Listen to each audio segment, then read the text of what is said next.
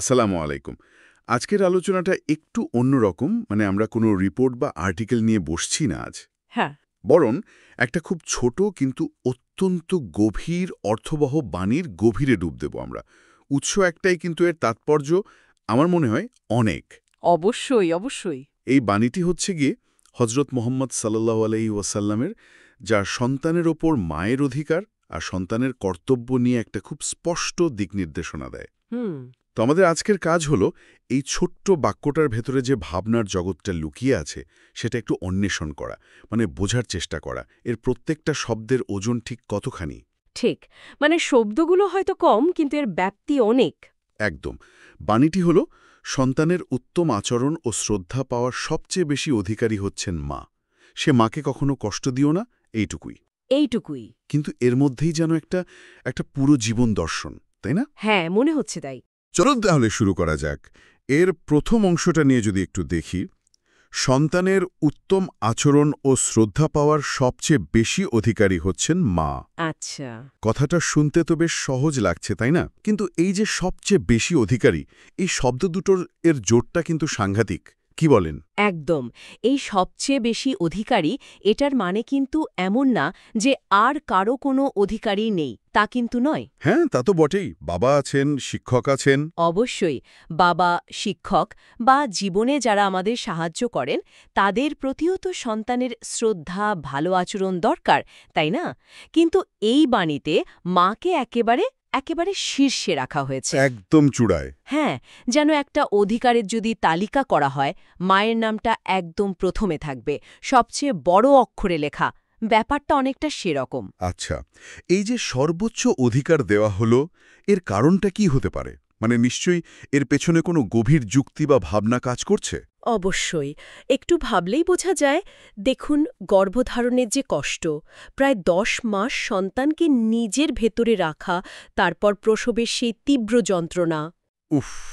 এরপর শৈশবে ওই যে দিনরাত জেগে থেকে পরিচর্যা করা, সন্তানের খাওয়া, ঘুম, শরীর খারাপ, এই নিয়ে যে নিরন্তর চিন্তা, এই পুরো প্রক্রিয়াটার মধ্যে কিন্তু মাই মূলত যান। হ্যাঁ, শারীরিক আর মানসিক ধকলটা মূলত মায়ের উপর দিয়েই যায়। ঠিক। বাবার ভূমিকা অত্যন্ত গুরুত্বপূর্ণ, কোনো সন্দেহ নেই। কিন্তু মায়ের এই যে শারীরিক আর মানসিক ত্যাগ, এটা এটা সত্যিই তুলনাহীন। হুম। আমার মনে হয় এই বাণীটা যেন সেই অতুলনীয় ত্যাগেরই একটা স্বীকৃতি দিচ্ছে। মাকে সর্বোচ্চ অধিকার দেওয়ার মাধ্যমে আসলে মাতৃত্বের এই বিশাল অবদানকেই সম্মান জানানো হচ্ছে। তার এটা শুধু একটা আবেগের কথা নয়, বরং মায়ের যে বাস্তব অবদান তারই একরকম স্বীকৃতি এটা। আচ্ছা। হ্যাঁ হ্যাঁ। এরপর যে শব্দগুলো আসছে, উত্তম আচরণ আর শ্রদ্ধা, এই দুটোর ব্যাপ্তি ঠিক কতটুকু? শুধু মুখে জি আচ্ছা বলা বা নিয়ম করে দেখাশোনা করা, এটুকুই কি যথেষ্ট, নাকি আরও বেশি কিছু? না না, বিষয়টা তার চেয়ে অনেক অনেক গভীর। উত্তম আচরণ বলতে আসলে অনেক কিছু বোঝায়। যেমন ধরুন, মায়ের সাথে কথা বলার সময় নম্র থাকা। গলার স্বরটা, তাই তো? হ্যাঁ, নিজের কণ্ঠস্বর ওনার চেয়ে যেন উঁচু না হয়, ওনার কি প্রয়োজন সেদিকে খেয়াল রাখা, সক্রিয়ভাবে খেয়াল রাখা। উনি অসুস্থ হলে বা ধরুন বার্ধক্যে, তখন সেবা করা। হুম। শুধু তাই না, ওনার মতামতকে গুরুত্ব দেওয়া, কোনো সিদ্ধান্ত নেওয়ার আগে যেখানে সম্ভব ওনার সাথে একটু কথা বলা, আলোচনা করা। হ্যাঁ, আর এমন কোনো ব্যবহার না করা যাতে উনি ছোট বোধ করেন বা অসম্মানিত হন। এই সব কিছুই এর মধ্যে পড়ে। এটা একটা বলতে পারেন সামগ্রিক প্যাকেজ। আচ্ছা, আর শ্রদ্ধা শব্দটা, এটা কি আচরণের থেকেও বেশি কিছু, মনের গভীরের কোনো ব্যাপার? হ্যাঁ, শ্রদ্ধাটা আরও আরও মৌলিক। এটা হলো একদম ভেতর থেকে, হৃদয় থেকে আসা সম্মান আর ভালোবাসার অনুভূতি। ওহ, আচ্ছা। আচরণ তো সেই শ্রদ্ধারই বাইরের প্রকাশ, তাই না? এমন তো হতেই পারে যে কেউ হয়তো বাইরে বাইরে খুব ভালো ব্যবহার করছে, কিন্তু মনে মনে হয়তো মাকে বোঝা ভাবছে বা বিরক্ত হচ্ছে। লোক দেখানো আর কি। হ্যাঁ, সেটা কিন্তু আসল শ্রদ্ধা নয়। শ্রদ্ধা হলো মায়ের যে অবস্থান, সেটাকে মনে প্রাণে স্বীকার করা, তার প্রতি কৃতজ্ঞ থাকা, তার ভালো চাওয়া। এই শ্রদ্ধাটা যদি থাকে, তাহলে কিন্তু উত্তম আচরণটা এমনিতেই আসবে, স্বাভাবিকভাবেই আসবে। হ্যাঁ, এটা শুধু একটা ডিউটি বা কর্তব্য পালন নয়, এটা একটা গভীর আবেগীয় সংযোগের ব্যাপার। তার প্রথম অংশেই মায়ের মর্যাদাকে একদম সর্বোচ্চ আসনে বসানো হয়েছে, আর সন্তানের কাছে তার প্রাপ্য ঠিক কী তারও একটা বেশ উঁচু মানদণ্ড দেওয়া হয়েছে। ঠিক। এটা শুধু অধিকারের কথাই বলছে না, সন্তানের মানসিকতা, তার অ্যাটিচিউড কেমন হওয়া উচিত সেটাও যেন নির্দেশ করছে। দারুণ। একদম। এবার আসি দ্বিতীয় অংশে। এটা আরও সরাসরি, আরও যেন আবেগঘন একটা নির্দেশ। সে মাকে কখনো কষ্ট দিও না। হ্যাঁ, এই অংশটা খুব শক্তিশালী। এখানে এই কখন শব্দটা আমার খুব গুরুত্বপূর্ণ মনে হচ্ছে। মানে কোনো অবস্থাতেই যেন ছাড় নেই, ব্যাপারটা এরকম। একদম। এই কখন শব্দটা পুরো নির্দেশটাকে যেন নিঃশর্ত করে দিয়েছে। মানে পরিস্থিতি যাই হোক না কেন, সন্তানের নিজের মুড যেমনই থাকুক। মায়ের কোনো কথায় বা কাজে হয়তো সন্তানের দ্বিমতও থাকতে পারে। হ্যাঁ, দ্বিমত থাকতেই পারে, কিন্তু কোনো অজুহাতে, কোনো অবস্থাতে মাকে কষ্ট দেওয়া যাবে না। এটা একটা বেশ কঠোর নিষেধাজ্ঞা কিন্তু। কিন্তু এই কষ্ট বলতে ঠিক কী বোঝানো হচ্ছে? এটা কি শুধু শারীরিক আঘাত? সেটা তো সচরাচর কেউ করবেও না আশা করি। নাকি এর মানে আরও অনেক ব্যাপক? এর মানে অবশ্যই অনেক ব্যাপক। শারীরিক কষ্টের কথা তো সেটা তো ভাবাই যায় না, সেটা কল্পনাতীত। কিন্তু এখানে সম্ভবত মানসিক এবং আবেগিক কষ্টের ওপরই বেশি জোর দেওয়া হয়েছে। হুম। দেখুন, মায়েরা প্রায়শই সন্তানদের খুব ছোট ছোট কথায় বা ধরুন অবহেলায়, একটু রুক্ষ আচরণে, এমনকি সামান্য বিরক্তি প্রকাশেও কিন্তু গভীরভাবে কষ্ট পান। হয়তো সন্তান বুঝতেই পারল না যে তার কথায় মা কষ্ট পেয়েছেন। একদম। হয়তো সন্তান বুঝতেও পারে না যে তার একটা সাধারণ মন্তব্য বা কাজের ধরনে মা ঠিক কতটা কষ্ট পেয়েছেন। যেমন একটু উদাহরণ দিলে কেমন হয়? যেমন ধরুন, মা ফোন করেছেন, ব্যস্ততার অজুহাতে বারবার ফোন কেটে দেওয়া, বা ধরুন উনি কিছু বলতে চাইছেন কিন্তু অধৈর্য হয়ে থামিয়ে দেওয়া। মা পরে শুনব, এরকম।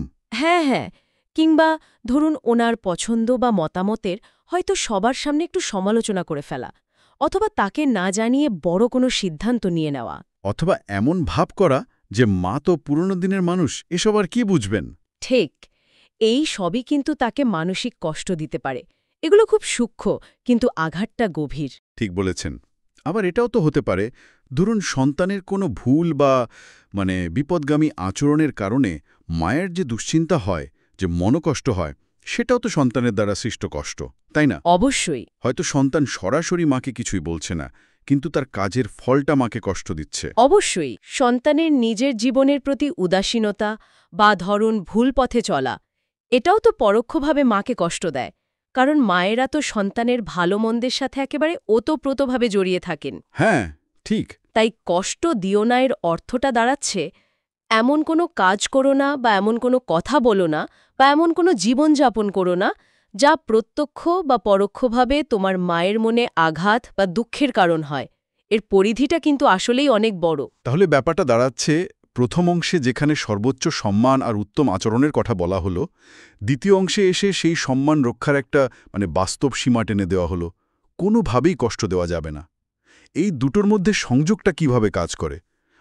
একটা আরেকটাকে কিভাবে প্রভাবিত করে? বাচক নির্দেশনা কি করতে হবে, মানে উত্তম আচরণ আর শ্রদ্ধা। হ্যাঁ, ডুজ। হ্যাঁ, ডুজ। আর দ্বিতীয় অংশটা হলো একটা নেতিবাচক নিষেধাজ্ঞা, কি করা যাবে না, মানে কষ্ট দেওয়া। ডোন্টস। ঠিক, ডোন্টস।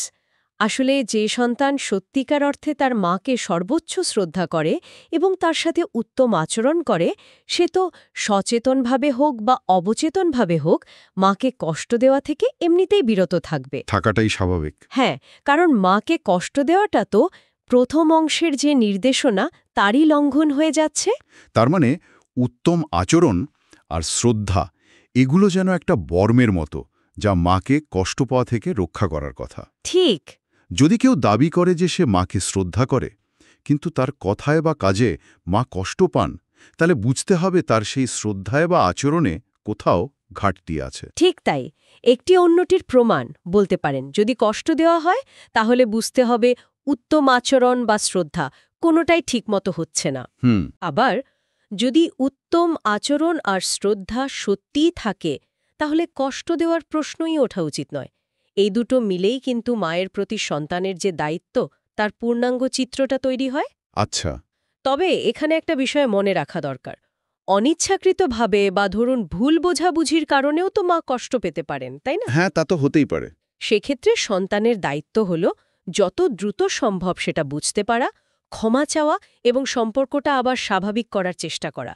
এই নিষেধাজ্ঞাটার মানে কিন্তু মূলত ঔদ্ধত্য বা ইচ্ছাকৃত অবহেলা থেকে মাকে রক্ষা করা। আচ্ছা, মানে অনিচ্ছাকৃত ভুলের অবকাশ হয়তো আছে, কিন্তু সেটা শুধরে নিতে হবে। অবশ্যই, এবং দ্রুত। আরেকটা বিষয় হলো, এই বাণীটি তো কোনো সাধারণ মানুষের নয়, এটা হজরত মুহাম্মদ সাল্লাল্লাহু আলাইহি সাল্লামের বাণী। ইসলামিক বিশ্বাসে এর ওজন তো অনেক বেশি হওয়ার কথা, তাই না? নিঃসন্দেহে ইসলামে তো নবীর কথা এবং কাজকে পথ নির্দেশক হিসেবে মানা হয়, সুন্নাহ যাকে বলে। হ্যাঁ। তাই এই বাণীটি মুসলিমদের কাছে শুধু একটা নৈতিক উপদেশ নয়, এটা একটা ধর্মীয় কর্তব্যও বটে। এটাকে হালকাভাবে নেওয়ার কোনো সুযোগ নেই। এটি মায়ের প্রতি সন্তানের আচরণকে একটা আধ্যাত্মিক মাত্রাও দেয়। অর্থাৎ মায়ের সাথে ভালো ব্যবহার করাটা শুধু একটা সামাজিক দায়িত্ব নয়, এটা আল্লাহর বা স্রষ্টার সন্তুষ্টি অর্জনেরও একটা পথ হিসেবে দেখা হয়। আচ্ছা। এই ধর্মীয় প্রেক্ষাপটটা কিন্তু নির্দেশনার গুরুত্ব এবং এর প্রতি আনুগত্যের যে প্রেরণা, সেটাকে বহুগুণে বাড়িয়ে দেয়। এটা একটা গুরুত্বপূর্ণ দিক। তাহলে যদি আমরা পুরো বিষয়টাকে একটু গুছিয়ে আনার চেষ্টা করি, এই ছোট্ট একটা বাক্য থেকে আমরা ঠিক কি মূল শিক্ষা পাচ্ছি? আমার মনে হয় বেশ কয়েকটা মূল বিষয় উঠে আসছে। প্রথমত, সন্তানের জীবনে মায়ের স্থান সবার উপরে, উনার অধিকার সর্বোচ্চ, এটা একদম পরিষ্কার। ১ নম্বর। হ্যাঁ। দ্বিতীয়ত, এই অধিকারের দাবিতে সন্তানের কাছ থেকে প্রাপ্য কি? শুধু সাধারণ ভালো ব্যবহার নয়, বরং উত্তম আচরণ এবং গভীর শ্রদ্ধা, একটা উঁচু মানদণ্ড। ঠিক। তৃতীয়ত, এই সম্মান ও আচরণের সর্বনিম্ন সীমাটা কি? সেটা হলো কোনো অবস্থাতেই, কোনোভাবেই মাকে কষ্ট না দেওয়া। সেটা শারীরিক হোক, মানসিক হোক বা আবেগিক, কোনো প্রকার কষ্টই নয়, একদম জিরো টলারেন্স। বলা যেতে পারে। আর চতুর্থত, এই নির্দেশনাটি একটি ধর্মীয় কর্তব্যও বটে, যা এর পালনের গুরুত্বকে আরও অনেক বেশি সুদৃঢ় করে। তার মানে এটা সন্তানের জন্য একটা বেশ উঁচু নৈতিক এবং আধ্যাত্মিক মানদণ্ড স্থাপন করছে, তাই তো? হ্যাঁ। শুধু নিজের সুবিধা অসুবিধা বা ধরুন মেজাজ মর্জির উপর ভিত্তি করে মায়ের সাথে আচরণ করা যাবে না, বরং মায়ের অধিকার এবং তাকে কষ্ট না দেওয়ার এই যে নির্দেশ, এটাই হবে আচরণের মূল ভিত্তি। একদম। এবং এই ব্যাপারটা কিন্তু শুধু মা বেঁচে থাকা অবস্থাতেই প্রযোজ্য নয়। ও তাই নাকি? হ্যাঁ, ইসলামিক শিক্ষায় মায়ের মৃত্যুর পরেও তার জন্য দোয়া করা, তার ভালো কাজগুলো হয়তো চালু রাখা বা তার আত্মীয় স্বজন, বন্ধুবান্ধব তাদের সাথে সুসম্পর্ক বজায় রাখা, এগুলোকেও কিন্তু মায়ের প্রতি শ্রদ্ধারই অংশ হিসাবে দেখা হয়। দারুণ তো। সুতরাং এই বাণীর যে প্রভাব, সেটা সন্তানের পুরো জীবনে এবং এমনকি মায়ের মৃত্যুর পরেও প্রসারিত। এটা সত্যিই গভীর। মানে একটা মাত্র বাক্য, অথচ এর ভেতরে কতগুলো স্তর, কতগুলো দিক নির্দেশনা। হ্যাঁ, এটা শুধু বলছে না যে মাকে ভালোবাসো, বরং সেই ভালোবাসার প্রকাশটা কেমন হবে তার একটা সুস্পষ্ট রূপরেখাও যেন দিয়ে দিচ্ছে। ঠিক। একদিকে যেমন সর্বোচ্চ সম্মানের কথা, অন্যদিকে তেমনি কষ্ট না দেওয়ার ব্যাপারে চূড়ান্ত সতর্কতা। দুটো দিকই আছে। হ্যাঁ, এবং এই ভারসাম্যটাই কিন্তু খুব গুরুত্বপূর্ণ।